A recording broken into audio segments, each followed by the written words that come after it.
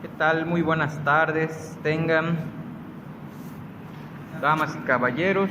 Espero que se encuentren bien esta tarde de viernes. Estamos a punto de finalizar la semana y bueno, por allá en la sesión anterior nos quedamos tratando de contestar una pregunta acerca de cuáles son, pues ahora sí que las etapas, los procesos a través de los cuales se puede publicar un libro, ¿sí?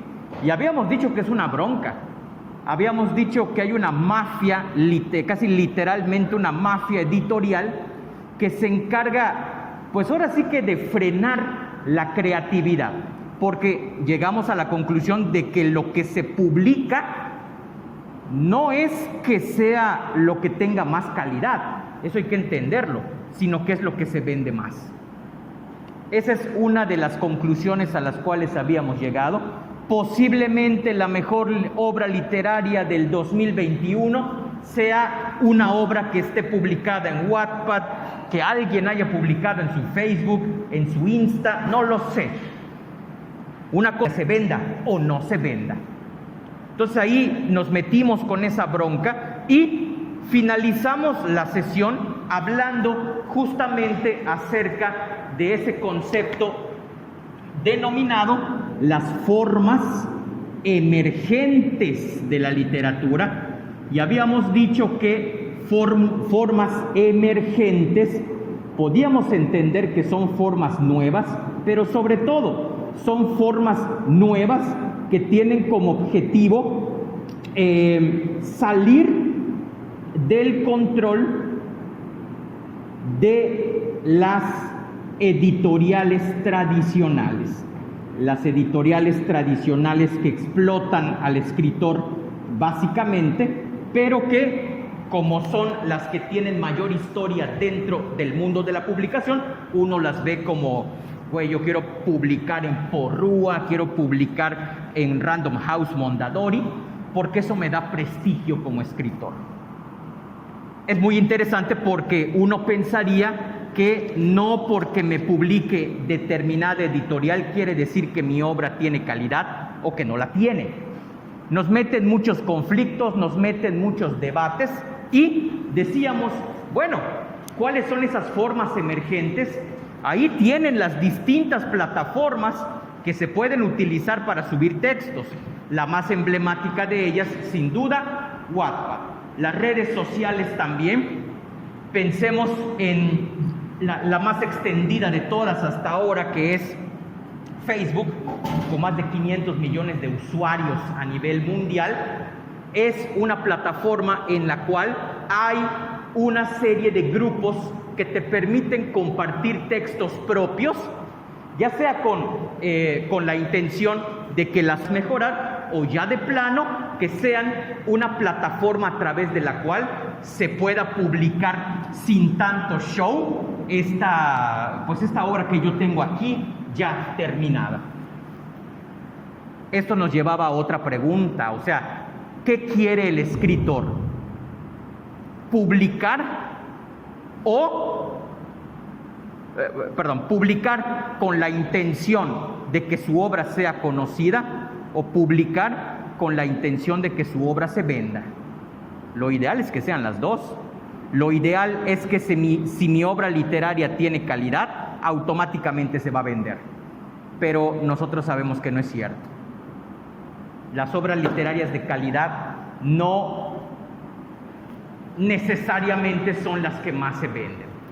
Pero bueno, esto es lo que estábamos comentando. También hay otros grupos de promoción de lectura que organizan talleres en los cuales chavos como ustedes o personas más grandes se dedican a escribir, y producto de eso que generan a lo largo del taller pueden publicarlo a modo de antología. Un cuento de ella, un cuento de él, un cuento de la compañera, un cuento mío. Es una manera a través de la cual también se puede luchar contra el monopolio de las editoriales cuando uno quiere publicar literatura. Eso es lo que estuvimos comentando básicamente la clase anterior, y también estábamos hablando esta semana acerca de la cuestión de la escritura hecha por los fans. Nos quedamos con eso, los llamados fanfictions. El hecho de tomar historias que ya existen, cambiarles elementos, cambiar situaciones que pasan dentro de esa historia para finalmente que surja una historia nueva. Decíamos, no sé si con este grupo o en el otro, decíamos que para poder entender fácilmente el concepto de un fanfic, podíamos remitirnos a una película como Shrek, una saga que mezcla diferentes historias que ya existen con un hilo argumental nuevo, y esas otras historias que ya existen ayudan a sostener con sus elementos la trama principal. Es eso lo que vemos en las 4 películas que integran esa saga. Claro, ya después la fórmula fue explotada hasta el cansancio, pero la primera de las películas fue un éxito justamente por eso que hizo. Por eso, y porque además empieza a cuestionar el amor romántico, comienza a cuestionar los cánones de belleza y una serie de patrones que han sido enseñados a lo largo de muchas décadas en nuestra sociedad y que forman parte de lo que somos nosotros el día de hoy. Bueno, el día de hoy con los elementos que nosotros ya tenemos, vamos a ver un tema nuevo, pero ese tema lo vamos a relacionar con todo esto que hemos visto, específicamente con el hecho de que ustedes como lectores también pueden tener la capacidad y el derecho de poder cambiar las historias como se les pegue la gana. El día de hoy vamos a hablar acerca de los mitos. Va a ser nuestro tema fundamental, explicar el origen y algunos tipos de mitos, y en la siguiente sesión de este día, les voy a leer un mito corto acerca del origen del murciélago, y después de esa lectura ustedes van a tratar de cambiar elementos de la historia para construir una historia nueva. Ok, hasta acá hay alguna pregunta con lo que hemos visto. Bueno, correcto.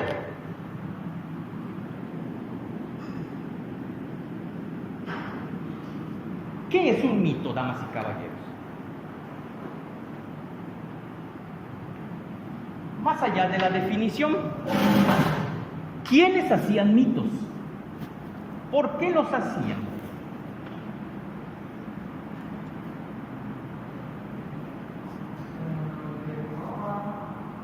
Europa, ajá.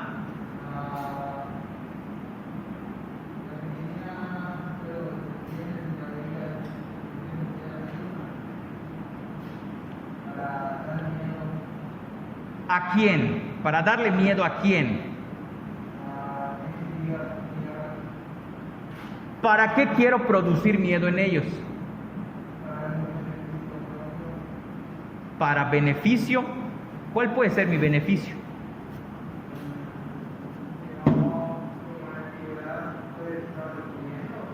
Ajá.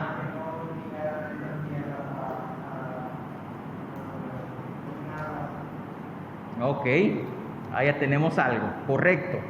Los mitos como una forma de control social. Tenemos algo por allá. ¿Qué más?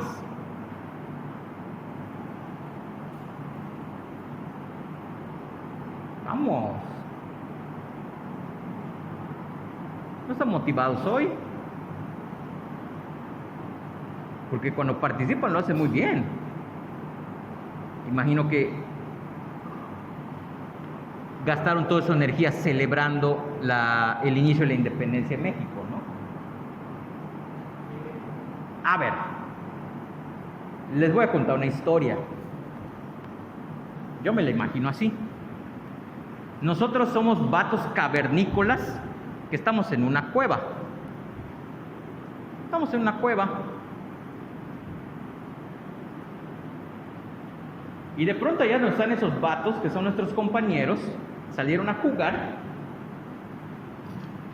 De pronto observamos que una luz gigantesca del cielo cae y se muere, se convierten en carbón. Y que después de caer esa luz del cielo, no solo pasó eso, sino que además toda la tierra empezó a estremecerse, y como vivimos en una porquería cueva, una parte del techo se cayó y los 4 compañeros de allá se murieron.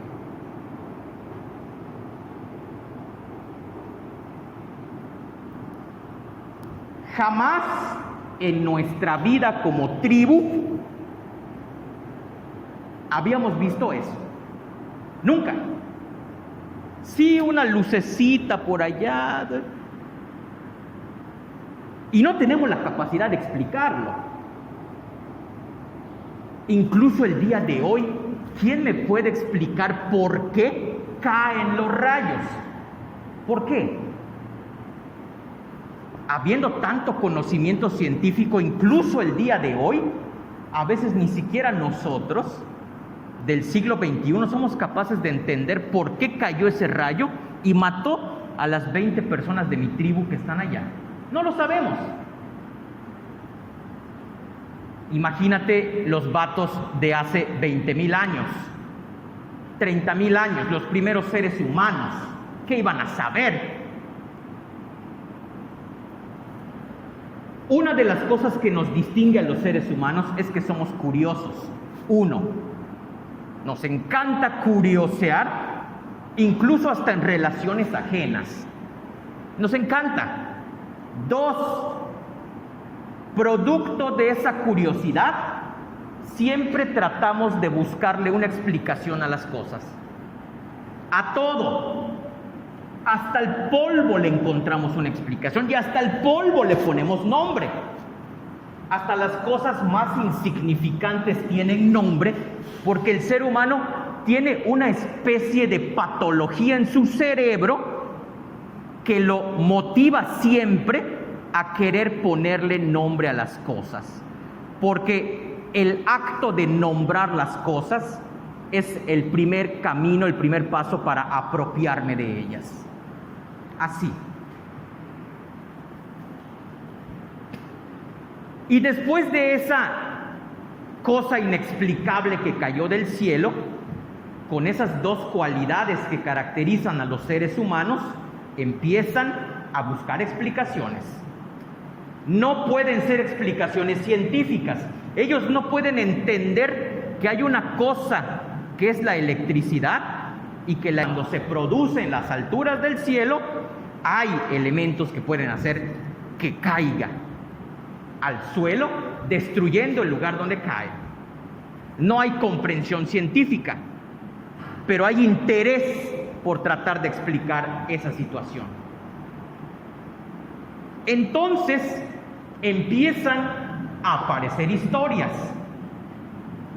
Como los únicos seres con bastante poder que existen en este mundo y que podemos ser conscientes de ese poder somos los seres humanos, empezamos a crear historias en las cuales hay personajes que son como super seres humanos, güey. ¿Quiénes son esos como super seres humanos? Los dioses. Muchas gracias. Claro. El pensamiento religioso aparece a partir de la incertidumbre, a partir de la falta de conocimientos que tenemos para poder explicar los fenómenos naturales que sucedían en nuestro entorno. Entonces los vatos de la cueva empiezan a decir, mira, es que hay un ser ahí en el cielo que se molestó por algo y nos lanzó esto, porque esos vatos eran buena gente. Igual los 4 que murieron allá eran buena gente. ¿Qué pasó? No sé, desobedecimos en algo a la divinidad. Aquí empieza a aparecer el asunto. El mito es una historia de carácter. Vamos por partes con las definiciones, Es una historia de carácter mágico religioso. Esta es la primera característica, mágico religioso. ¿Por qué mágico?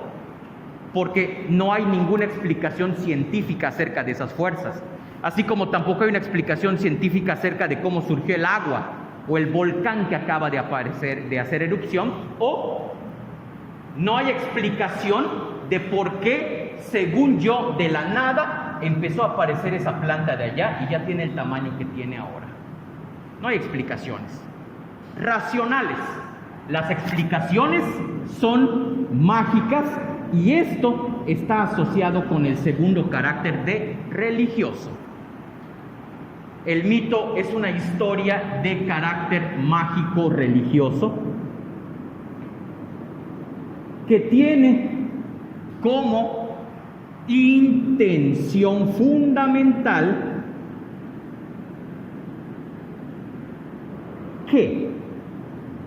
¿cuál es su intención? Ya sabemos sus características. ¿Para qué hago mitos? Que tiene como intención fundamental brindar explicaciones acerca de fenómenos que eran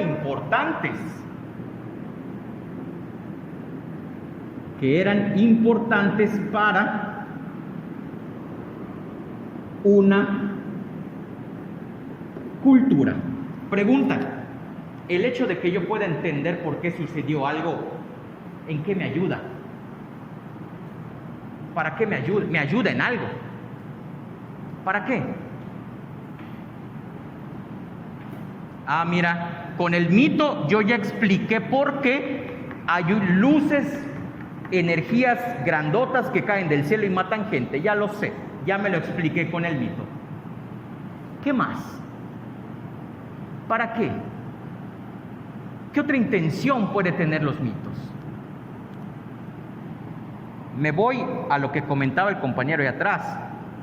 Los mitos pueden servir como un medio didáctico a través del cual yo puedo controlar a la gente. Vamos a ver, eran importantes para una cultura. De igual manera, vamos a explicar eso. De igual manera, estas empezaron a funcionar como un método didáctico. Didáctico es para enseñar, pues, un método didáctico para transmitir enseñanzas a las siguientes generaciones para mantener el orden y el control social. Y ustedes dirán, ¿cómo? ¿De qué habla, maestro? Vamos a empezar con algo. Cuando estamos hablando, buenas tardes, cuando estamos hablando de la sociedad de hace 30,000 o 40,000 años, hay que entender que no hay un sistema educativo, no hay escuelas, no hay nada. La forma de educar a las siguientes generaciones es en la casa, a través del ejemplo. No hay metodologías de enseñanza como hoy no hay nada. Yo con el ejemplo y yo, sobre todo, a partir de la invención de historias, empiezo a enseñarles a mis hijos la importancia de lo que tú quieras, la importancia de ser bueno con la familia, la importancia de respetar a la naturaleza, la importancia de respetar a los otros miembros de nuestra tribu. No hay un sistema educativo que me lo enseñe, entonces lo vamos a enseñar a través de las historias. En ese sentido, tanto el mito como la leyenda son textos primeramente sociales y después literarios que tienen como intención fundamental enseñar a los miembros de una sociedad cuáles son las cosas que deberían ser importantes para ellos y lo que deberían tomar en cuenta para ser felices en esa sociedad. Ahora bien, el caballero de allá atrás decía, es que esto sirve para controlar a la gente para mi beneficio. Claro,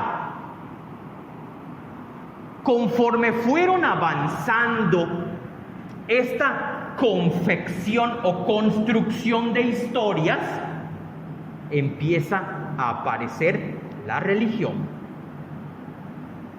En el caso del ejemplo que les daba, un rayo cae y de pronto invento la historia de que hay un ser que vive en el cielo y cuando se molesta lanza rayos. En el mundo griego esto dio origen ¿a qué dios? A Zeus. Cuando yo soy marinero y tengo una embarcación allá en el mar y de pronto viene una tormenta inesperada y las olas todas tranquilas del mar que está cerca de mi pueblo empiezan a crecer y empiezan a destruir cosas, no es la naturaleza, es un dios quien lo está haciendo. Y en la mitología griega surge Poseidón. Y así nos vamos. Hay un vato que vamos a hablar de él muy por extenso, pero en el siguiente semestre, también del mundo griego. Es el dios del vino, de la uva y del desenfreno. Dionisos, un dios o Baco, le decían en Roma, dios fundamental, porque es el dios de la borrachera, es el dios de la pachanga. Claro, ¿cómo te imaginas que celebraban las festividades en honor al dios del vino? ¿Cómo te las imaginas? ¿En una iglesia, cantando coritos o algo así? No, con una borrachera. Y es importante en el mundo de la literatura no emborracharse, sino que a partir de las festividades de Baco, lo vamos a ver en el siguiente semestre, surge el teatro. Ahí surgió el teatro, como lo conocemos nosotros.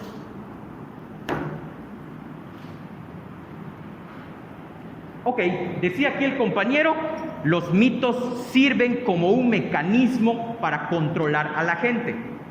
¿Quién controla a la gente? Bueno, primero que nada, hay que entender cuáles son los diferentes grupos que integran una sociedad y por qué hay determinados grupos que quieren controlar el pensar y el actuar de la gente. Y como no hay una escuela que se los diga, porque el día de hoy la escuela es para eso, damas, y controlar. Espero que mi clase no, pero en general el sistema educativo es para controlar mentes, güey. No estaba tan estúpida la Marx cuando decía que la escuela era un lugar donde te enseñaban muchas cosas, pero muchas de ellas no sirven allá afuera. 20% lo que dijo es verdad, 80% no, pero esa es una buena crítica, ¿eh? Algunos minutos de todo lo que dijo. Como no hay una escuela que me sirva para adoctrinar mentes, pues entonces les cuento historias. Y de tantas historias que fueron inventadas para hablar acerca de los fenómenos que pasan en la naturaleza, también se empezaron a crear historias a partir de las prácticas sociales que nosotros tenemos. Los mitos servían para explicar no únicamente los fenómenos naturales, sino también el origen de determinados fenómenos sociales.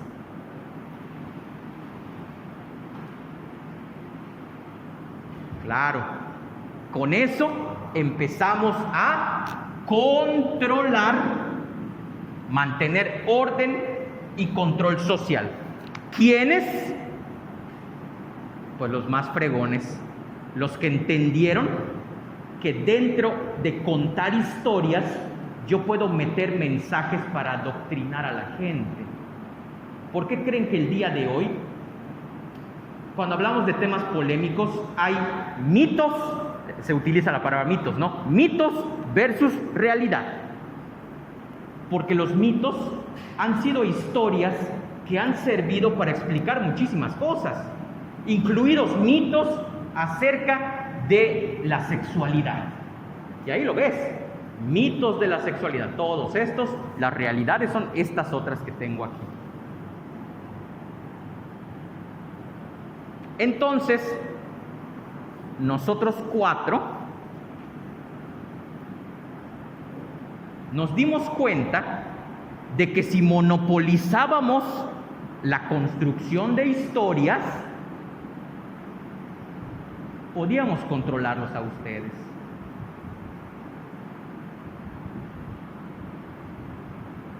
Y lentamente empezaron a surgir las religiones. Si tú, ya con eso voy finalizando, si tú te das cuenta, muchos de los relatos que aparecen en la Biblia, que hablan acerca del origen del mundo, que hablan acerca de la destrucción del mundo, la creación del ser humano, cuando tú vas a las diferentes mitologías que hay en el mundo, hay historias similares.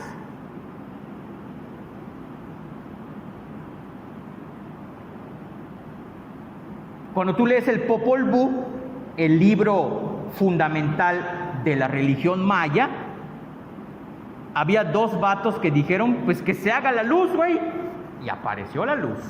Y tú lees el Génesis, güey, es casi igual. Dios dijo, vamos a crear al hombre, se crea el hombre. Y es bien chido el Popol Vuh porque habla de tres tipos de seres humanos. Los primeros fueron hechos de tierra, si no estoy mal, y como no tenían nada de conciencia, vinieron los dioses y los mataron. Hubo otros que eran de madera, y esos seres humanos de madera quisieron igualar en poder a los dioses. Y los dioses dijeron, espérate, aquí el que manda soy yo. quemaron a esos seres humanos. Y finalmente crearon a los hombres de maíz, que se supone que somos nosotros. Pero ya eliminaste a dos tipos de seres. En el Antiguo Testamento de la Biblia también hay un episodio donde Dios se molesta con los seres humanos y los va a matar. ¿Cuál es ese episodio? El diluvio. Dios está molesto porque éramos muy pervertidos, pecadores, y le dice a Noé, ¿verdad? A Noé: oye, Noé, sálvate tú y la familia, que son estos de acá, y todos los demás se van a morir, porque son mala onda y no quieren adorarme. Vámonos.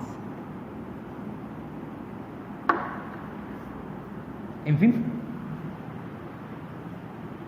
creo que no tengo que explicar cómo es que una religión puede controlar a la gente. Creo que no tengo que explicarlo.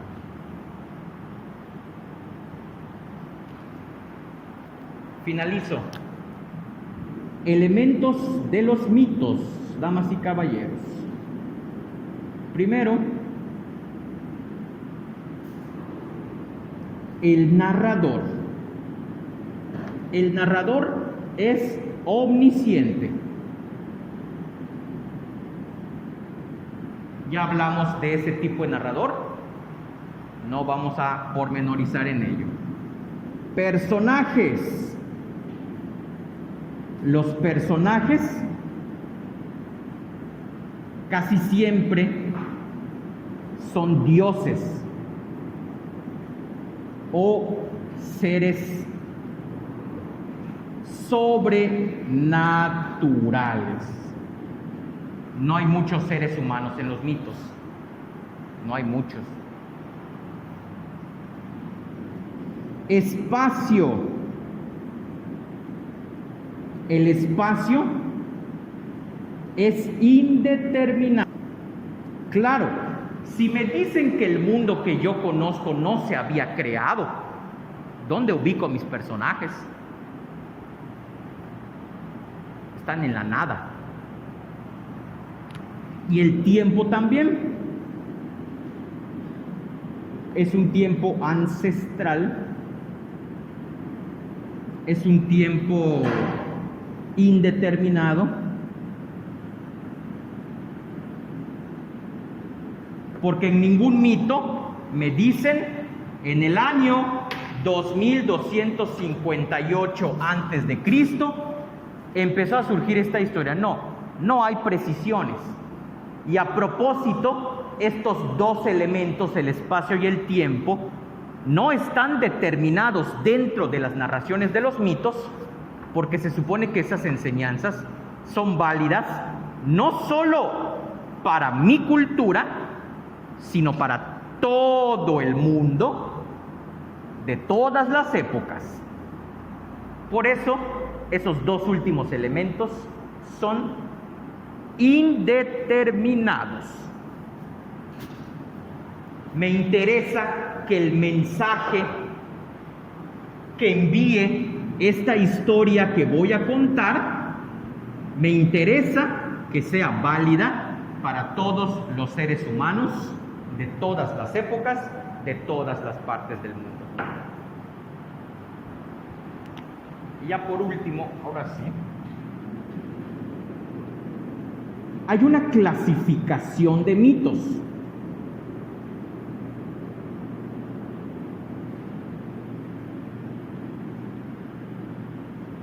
Ya dijimos que los mitos sirven para explicar el origen de las cosas. ¿Qué clases de mitos creen que hay? No me digan el nombre exacto, díganme, yo creo que hay un tipo de mitos que hablan de X cosa. Empiezo para que más o menos vayan dándose cuenta. Hay un conjunto de mitos que hablan acerca del surgimiento de los dioses. Esos mitos reciben el nombre, por eso era bueno la cuestión de las etimologías griegas. Hay mitos teogónicos. Teos, Dios, y esa parte de goni viene de un verbo en griego que significa nacimiento o creación. El verbo es lleno, como por ejemplo en Eugenio.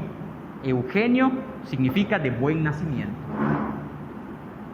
Entonces hay un conjunto de mitos que hablan acerca del origen de los dioses, se llaman teogónicos.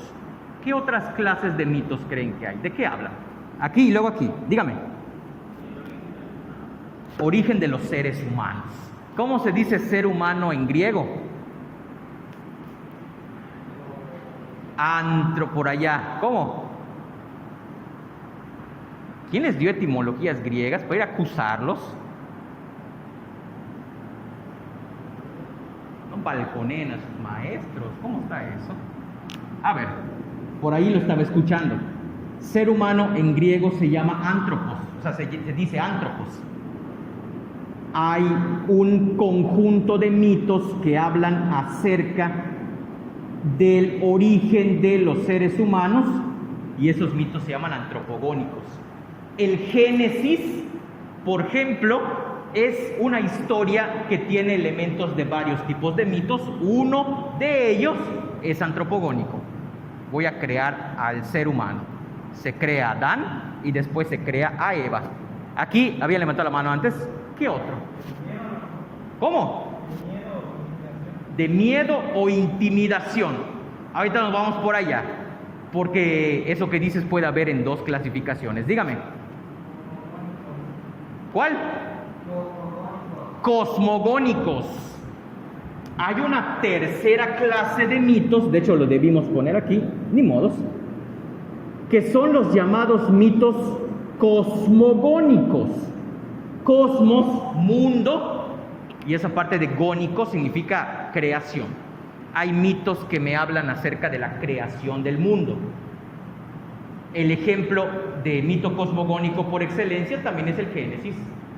Dios creó el mar, la tierra y el cielo, los animales y las plantas, lo creó todo. Ok, ¿qué más? Por allá el compañero decía mitos que hablan acerca del miedo. Por allá más o menos podemos tomar eso que nos dice para otra clasificación de aquí. Hay un tipo de mitos que hablan acerca de las costumbres y de las tradiciones de una sociedad. ¿Sí? Me hablan acerca de cómo surge una determinada festividad, una determinada costumbre. Claro, también allá se habla acerca de cuestiones morales. Y las cuestiones morales tienen que ver con el miedo. Nada más que déjenme acuerdo de esa clasificación porque se me va la cabeza. A ver. No quiero hacer más osos, denme un momento. Esos mitos morales, vamos a utilizar esa categoría, me hablan acerca del origen de tradiciones que son importantes para mi pueblo. Las tradiciones, damas y caballeros, son esas ideas, esas festividades que sirven para que haya estabilidad en mi sociedad, para que lo que yo soy como sociedad del día de hoy se reproduzca en las siguientes generaciones. Y finalmente, compañeros, vienen los llamados mitos escatológicos, que también tienen que ver con el miedo. Los mitos escatológicos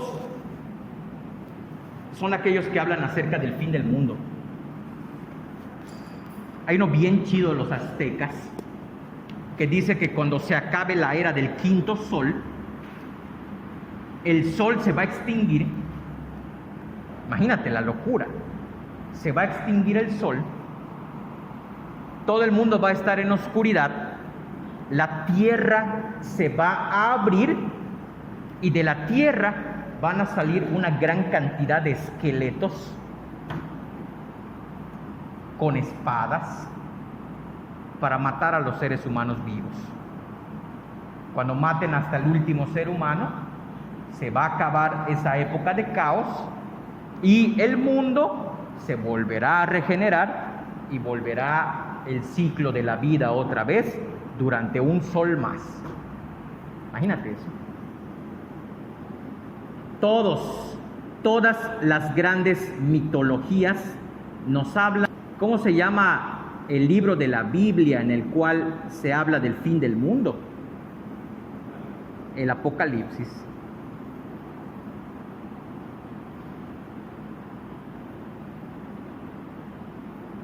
Ok, bueno.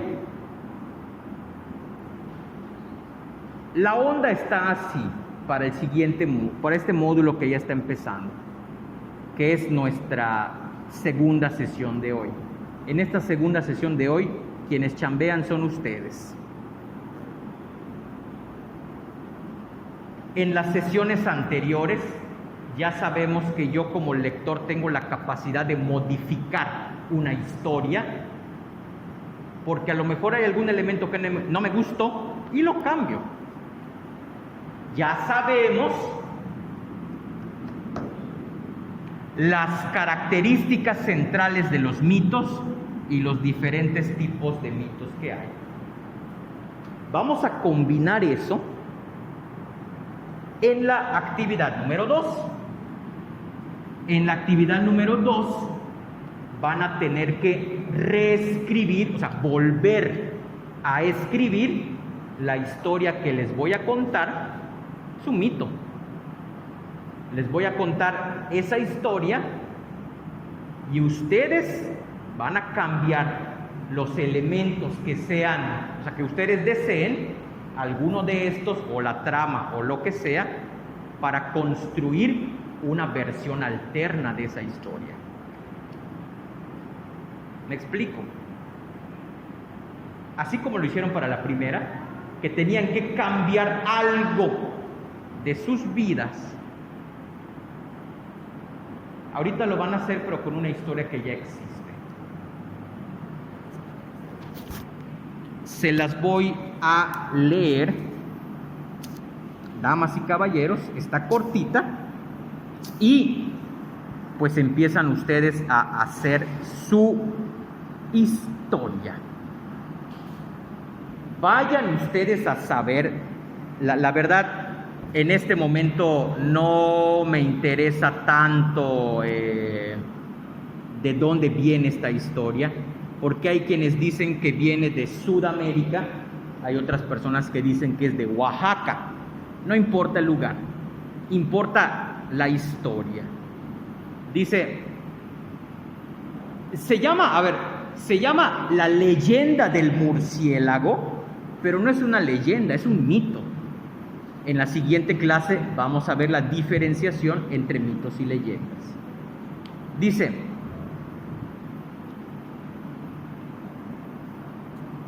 cuenta la historia que el murciélago una vez fue el ave más bella de la creación. El murciélago al principio era tal y como lo conocemos hoy y se llamaba Bigidibela. Bigidi significa mariposa y vela significa carne. El nombre vendría a significar algo así como mariposa desnuda o mariposa de carne. Un día frío subió al cielo y le pidió plumas al Creador, como había visto en otros animales que volaban. Pero el Creador no tenía plumas, así que le recomendó bajar de nuevo a la tierra y pedir una pluma a cada ave. Y así lo hizo el murciélago. Eso sí, acudiendo solamente a las aves con las plumas más vistosas y de más colores. Cuando acabó su recorrido, el murciélago se había hecho con un gran número de plumas que envolvían todo su cuerpo. Consciente de su belleza, volaba y volaba, mostrándola orgulloso a todos los pájaros que paraban su vuelo para admirarlo. Agitaba sus alas, ahora emplumadas, aleteando feliz y con cierto aire de prepotencia. Una vez, como un eco de su vuelo, creó el arco iris. Era todo belleza. Pero también era mucho su orgullo, tanto que la soberbia lo transformó en un ser cada vez más ofensivo contra las aves. Con su continuo pavoneo, hacía sentirse chiquitos a cuantos estaban a su lado, sin importar las cualidades que ellos tuvieran. Hasta el colibrí le reprochaba no llegar a ser dueño de una décima parte de su belleza.